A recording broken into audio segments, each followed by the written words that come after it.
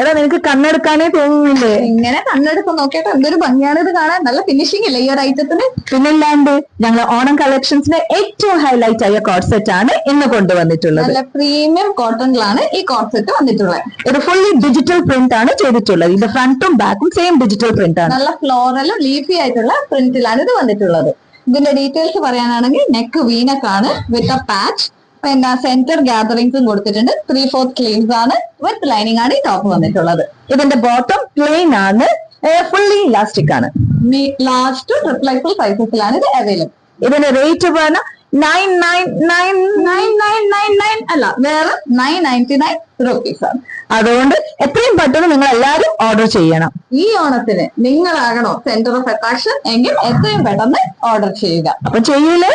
By.